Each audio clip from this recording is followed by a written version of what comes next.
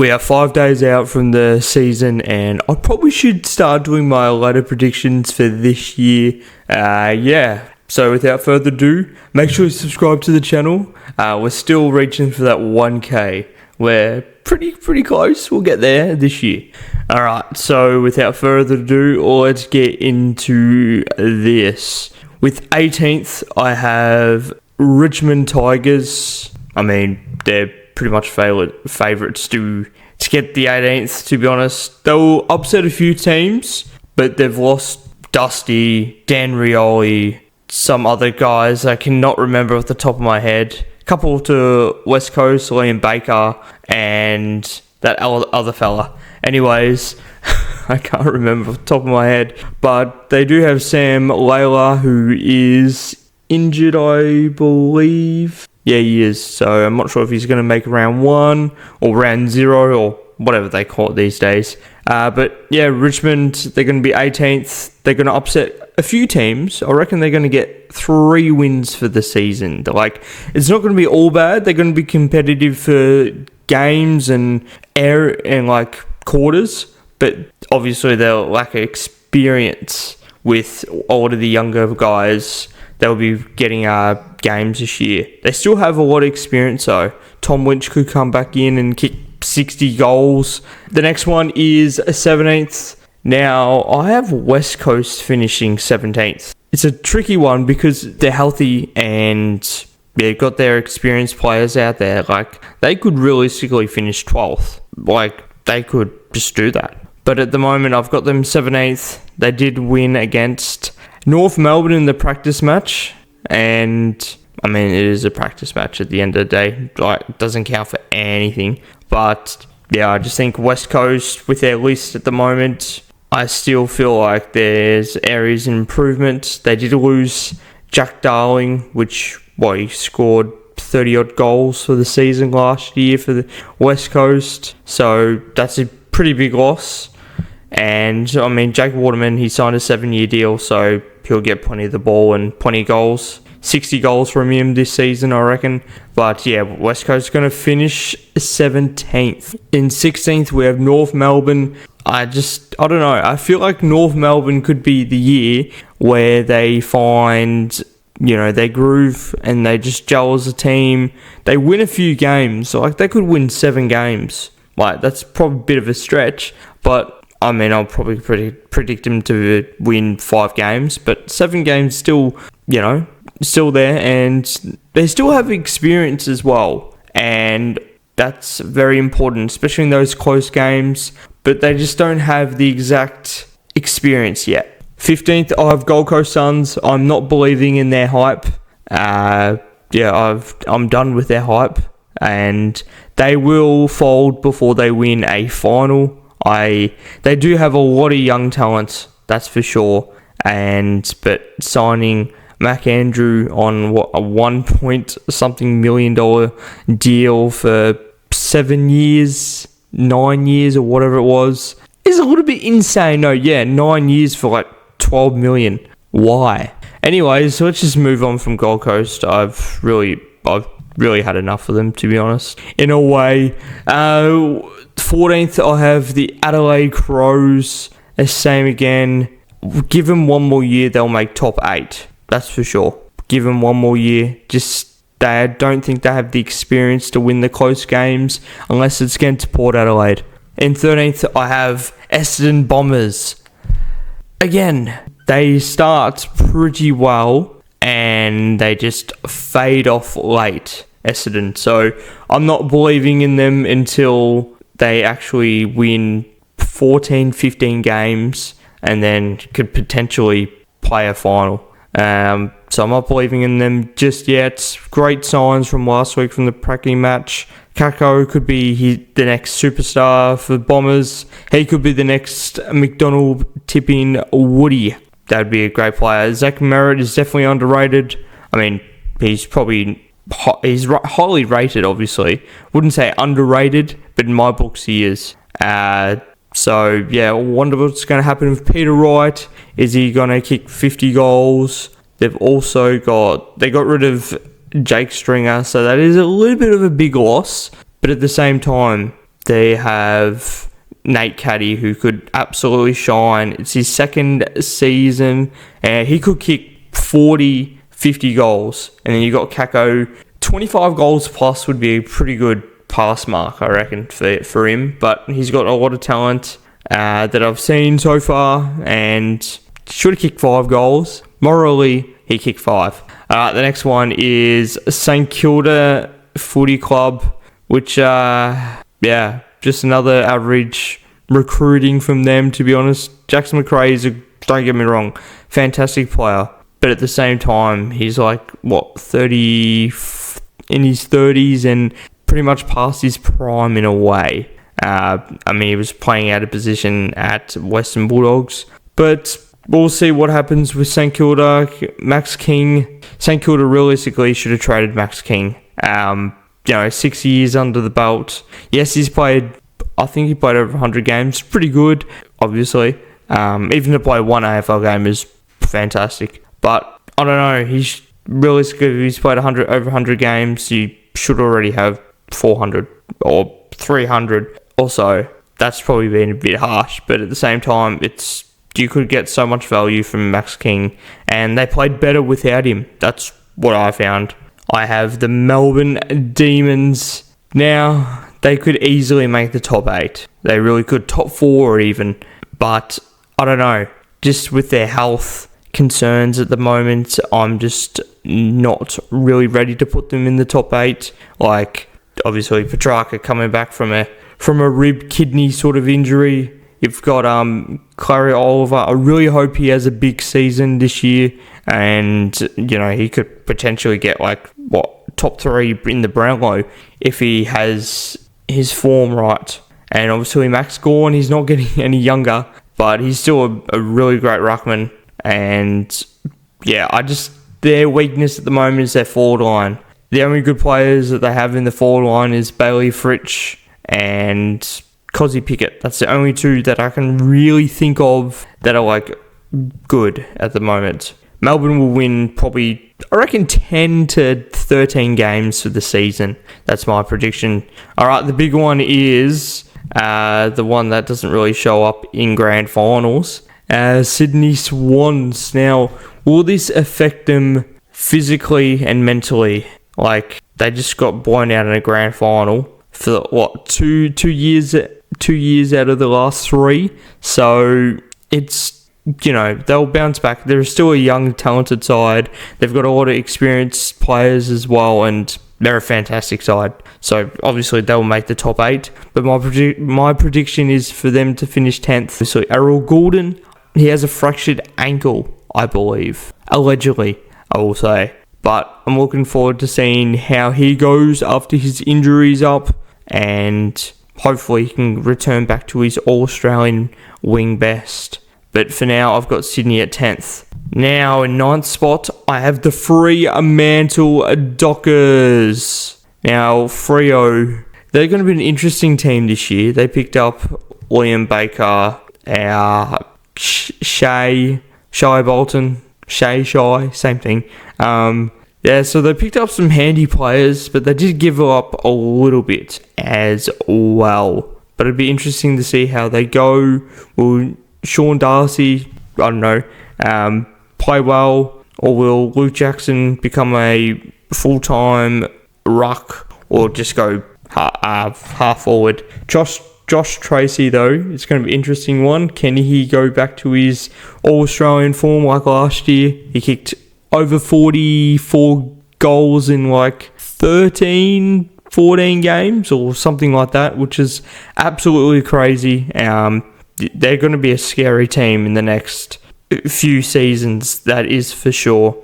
They're going to be a force down there. And Nat 5, is crazy as this sounds, he's not in their best 22 anymore, I don't think, which is crazy to think about. He's been an absolute legend for that club, and it'd be nice to see him cap off with a premiership medal at the end of his career. But for now, I've got Dockers finishing 9th. I just think they're going to win. They're going to lose the games that they should win, and it's going to be a close margins in those close losses. But I can't really see them getting blown out like they did last year a couple times. The top 8 is here. In 8th spot, I have Hawthorn Hawks. Now, as a Cats fan, I don't really like the Hawks. I respect them, and yeah, but I mean, I can't lie. I'm starting to slightly like them a little bit more. But I mean, I don't hate any side or any player at all. I just love football, and I just think Hawthorn, they're going to be great for the footy. They're an exciting team to play, and it feels like, I don't know, a start of a new era for them. And it's a bit scary because they've already won 13 flags in the past, 50 years. Just come on. Just take a decade off. Why not? Tank. But yeah, no, Hawthorn, they're going to be a great side to watch this year. They've got plenty of great players, and I don't know if I'm glazing at this stage. But yeah, I just think, I don't know, something special about them is going to happen this year. They will make the top 8. I don't see them pushing for top 4, but they will make the top 8. Guaranteed. Anyways, we're moving on. In 7th spot, I have the Collingwood Magpies. Now, they're going to be a great team this year. Potentially, they could finish top 4 and could finish, maybe even lower than they are now in 7th spot. But at the same time, I don't know. It's hard to rank them because they did play Richmond in the pre-season. They did look good, and I don't know. It's hard to really, really rank teams when you have no idea what's going to happen. But at the same time, Nick Dacos could potentially be a match winner. And once a team has won a flag and has a year off, they are going to make the prelim, history says. So I think Collingwood are going to do well, especially when they're at home for 18 games a year. All right, moving on before I get cancelled.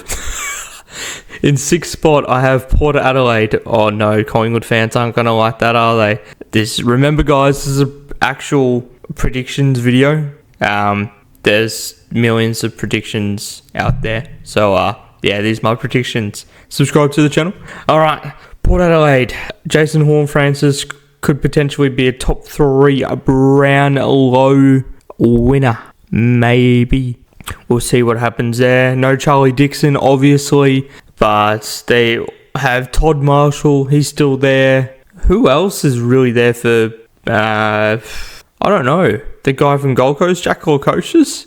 But yeah, I mean, Connor Rozee, Zach Butters, they're still going to play vital roles there. Jason Horne-Francis, Trav Vogt, he's been there for, his 17th season or 18th season. Honestly, I've lost track. 17th season, I think. He's been a warrior of the team, and hoping if anyone who deserves a flag, he definitely deserves a flag. Western Bulldogs are number 5. Now, they did lose Bailey Smith, but at the same time, they have so much talent on that team. Sam Darcy, Cody Waitman, the Bont. Unfortunately, he's going to be out for 6 weeks, and they've got a few key injuries. So for the first probably month, they will probably start 2 and 4 by round 6. That's my prediction.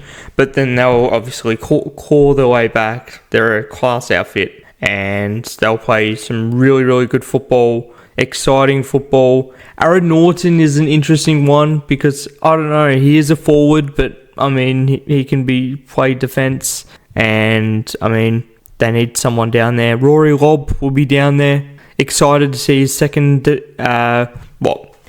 season in defence. He was definitely he outplayed all his opponents pretty much when he was down there. So he was so good down there. But yeah, it's going to be interesting to see how they go without Caleb Daniel down in the back line. It's going to be weird for the first few games, but Bulldogs, I'm sure they've got so much talent on their side, so they'll figure it out. And I predict them to win 14 games for the season. Now we're going to go to the top 4. Oh boy, here we go. Carlton Blues. They are going to finish 4th. They are without Charlie Curnow for a little while. And, I mean, Paddy Cripps, he could win Brownlow number, 3? Which would be absolutely insane.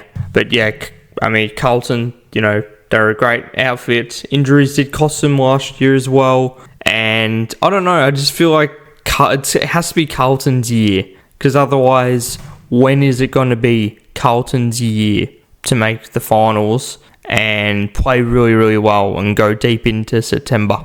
I mean, they made it in 2023.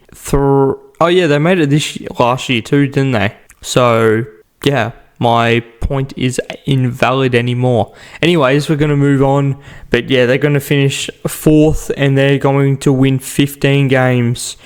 The team that is going to win 16 games is GWS. They're going to be an absolutely sensational side.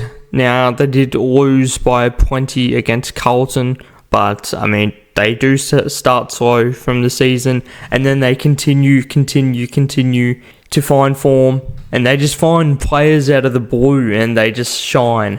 So they're going to be a great side to watch. I'm excited to see how they're going to go. Aaron Cadman, predictions for him, he's going to kick 40 goals this season, and Jake Stringer is going to contribute 30 goals. So it's going to be interesting how they all work together. The next one is Geelong Cats, which is my favourite footy side. I was going to use this, but this is a shirt that I got in America, so yeah, and it's not blue. Anyways, we're moving on. We were absolutely robbed right in front of me. No, we weren't. Brisbane were just a better side on those last 10 minutes. But in seriousness, though, 10 minutes away from a grand final win, because Sydney wouldn't have shown up anyways if we played them. But I don't know. I'm excited for the season, and my 2025 prediction is the Cats could potentially go all the way. I'm not going to give my predictions and stuff. I might even do another video of that just to milk some views, because I need some watch time. Anyways, subscribe to the channel and please watch. But yeah, I think Geelong are just going to be prime. They've got so many great players that they picked up. Going to be interesting to see how Sean Manor goes. Going to be interesting to see how Bailey Smith goes. Might even just do my own video on how I think Geelong are going to go for the season, to be honest. Alright, yeah, then the Cats will win 17 games. The team who will finish first on the ladder, I mean, you could honestly already guess it. They're going to win 18 to 19 games for the season. I'm probably already glazing them, but you know what, who cares?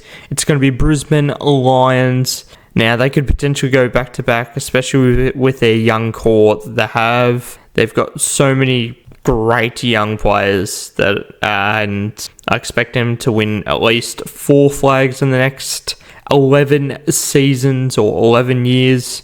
I could be, I could not be. Who knows? We don't know what's going to happen in 11 years, but I predict them to win 4 to 5 premierships.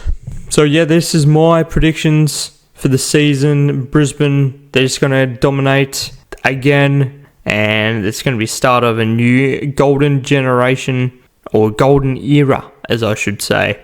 And yeah, it's going to be interesting to see how it goes this Thursday night. There might not even be a game at this rate. There's meant to be bloody cyclones, and I mean, you may as well play bloody curling at this rate in Brisbane. But yeah, anyways, thanks so much for watching the video. Subscribe to the channel, please. 1K is the target. I rambled on and probably didn't explain the best as I could, because I am exhausted and I completely forgot that the season was almost here. So I'm like, I should just do it on top of my head. No planning, no nothing.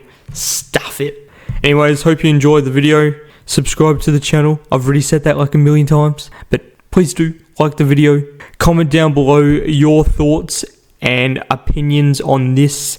And yeah, I'm looking forward to the season. Go Cats. Hopefully we get the 2025 premiership when I react to this in like October, November, December 2026. Who knows? Anyways, 25 minutes is up as I've recorded. Anyways, hope you enjoyed. Peace.